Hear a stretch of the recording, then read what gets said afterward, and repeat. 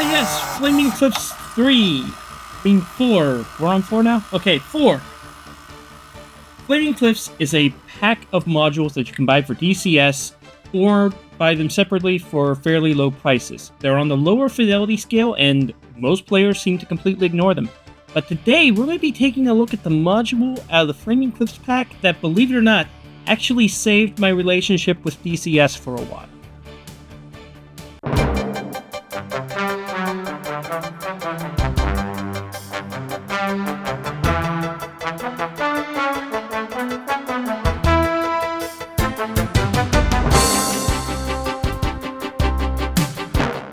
Ah, yes, the A-10A Thunderbolt 2, otherwise known as the Warthog. Today, in particular, we'll be taking a look at the A-10A, which was the first variant to see service with the US Air Force all the way back in the good old days of the 1970s. This aircraft is meant for tasks, that is close air support, and it's good at it. Well, at least for the time. It was designed to take on the incoming hordes of Soviet tanks and T-62s, and it does a pretty decent job.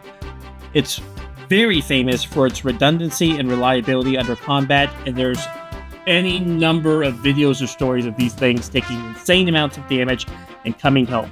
How do they fare in the world of CVW-20, and more importantly, why is the A-10A specifically the variant that I fell in love with? Fun fact, it's got very little to do with the plane itself, more to do with the actual module. Today, in order to show you exactly why I love the FC3 A-10A so much, we're going to be performing a mission in the CVW-20 server. We'll fly the mission on the server itself, so you see I'm not holding anything back. You'll see exactly how it performs and all of the little niche details about it. Today's target is the city of Gali in Georgia. The main road is where the majority of Soviet tanks have been entering the lower half of Georgia, so that's kind of where we're attempting to strike today. But can't just knock out the bridge, because we're going to need that too. But as long as they hold the city, we are at a disadvantage. So Gali is our strategic point. We're going to go in, knock out some T-72 and BMPs, head home, call it a good day while the US troops move in. Everybody good?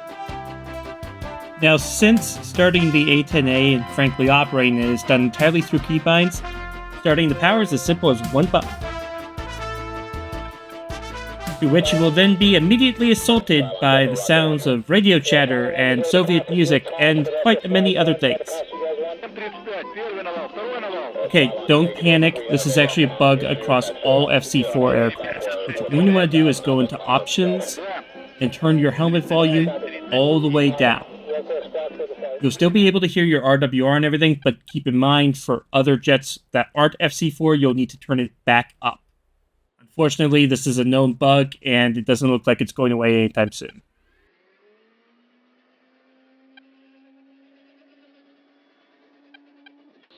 There we go.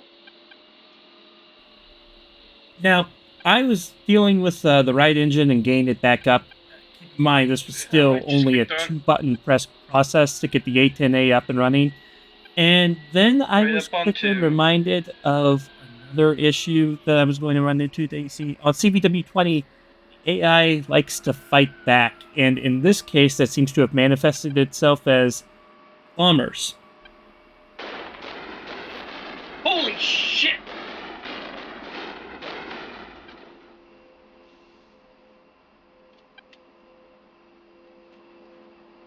What the fuck? Okay, now that looks worse than it is. I mean, the main runway isn't completely cratered, and I'm fine, right? I think I may have lost like a little chunk of something, but I'm mostly fine. That's so not good. Oh god, that is really not good. Which means I'm just gonna turn around and take off from the taxiway, and we'll do it like that. Oh, crap. Fuck. They bombed out the runway. 90. 100. 110. 120. And that time we just got rotate now. 40. 50. I'm up, I'm over the gate.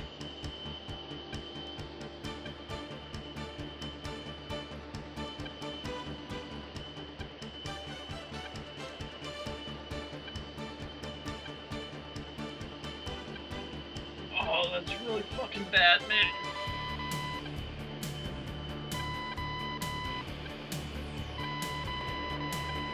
Now that we're established in the cruise, let's take a second to talk about what happened with the A-10A that made me really appreciate the module maybe a little bit more than people normally would. You see, I work a very, very rough schedule, and as a result, I have not a whole lot of time for DCS. I would love to go through the hyper-realistic checklist and manual every single night, but I just can't. I don't have the mental energy to do it. And I feel like that's probably true for more people than you think. Even if you do have time to get on the DCS, it's kind of like, you know, I really want to play something that complicated. And the A-10C is the worst offender of this. It is a flying computer. Not to say that I don't like the A-10C, but I just don't have the brain power for it sometimes. So for a while there, even booting up the F-14 was so mentally exhausting, I wasn't even getting on the server anymore. Then came in the A-10A. Procedures to do anything are so simple. It's just pressing a couple buttons, and once you have the key binding set up, you are basically good for the lifetime of the jet. And it's really that simple. As soon as you take the effort out of getting up in the air, then you just have way more time and energy to do missions, and it made DCS a lot more fun. More gamified, to be sure, and it doesn't replace other modules like the F-14 or the A-10C, but it does create a special place for itself. It means that if you are not feeling up to flying something more complicated, you always have an option, and I think that's something to be appreciated. Especially at the low cost of about $15 USD, and sometimes even lower. Keep that in mind. For a new player, that can mean everything. Especially for a new player who's not really into flight sims. So something like a $15 A-10A, that might be perfect.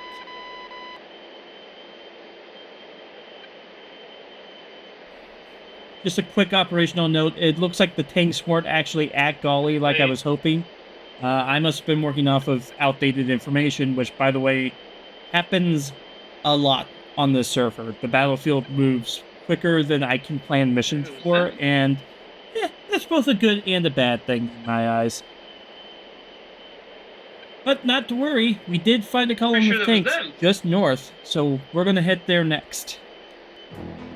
Alright, now I'm not going to talk over this engagement as much as I can, but I will let you know, the two weapons being employed are AGM-65 Mavericks and Mark 82 bombs. And I'll also remind you that everything done here is entirely through keyboards. Rifle.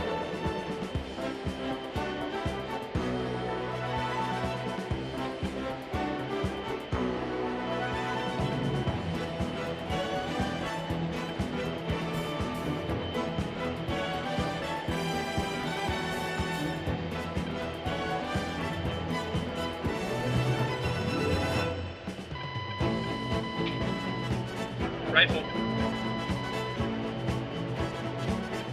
Rifle. Rifle. Rifle.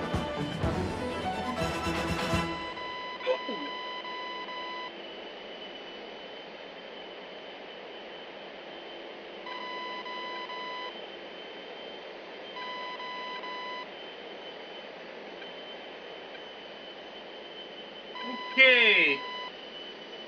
Yeah, I took a few on that one.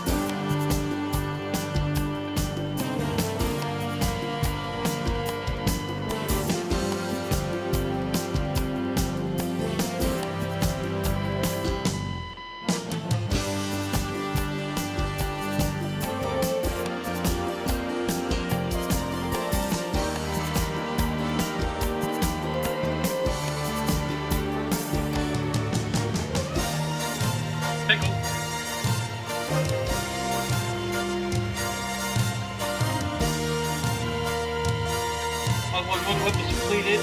RTB.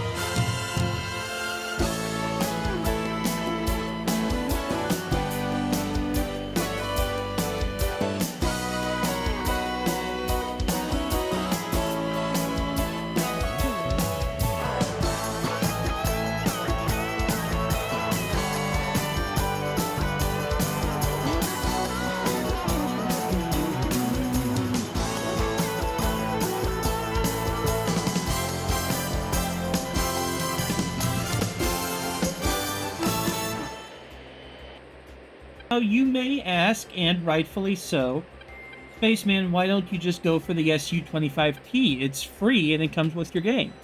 Well, there's 3 issues there. One is it's in Russian and I can't read it. 2 is the Blue 4 bias is real. There's a number of servers out there that will only fly Blue 4 jets, and to be totally honest, the Su-25 just doesn't make the cut. And 3, it's actually Baby's first Blue 4 jet. Whenever you get an FC3 jet, you're kind of working yourself into the way that Blue 4 jets tend to operate. They functionally work the same as everything else, they're just a little bit different. Flap chunk coming down. Cool. I guess that sounds weird no matter how I choose to say it, but the point is, it's close enough. Well, the point still stands. If you have 15 bucks to spare, maybe on the next DCS sale, you take a look at the A-10A or the F-15C, or just really any kind of FC4 jet. They may end up being worth your time and then some. Now, if you found this look at the A-10A interesting, then let me know in the comments, because I'd actually like to take a look at some more FC3 jets. Or FC4. Oh man, this naming scheme has issues. And if there's another part of underappreciated DCS that you'd like me to talk about, I'd also like to hear about that too, so just let me know what you think. And until then, the engines are cooling down, so I'll leave it off there. Have a good one, guys.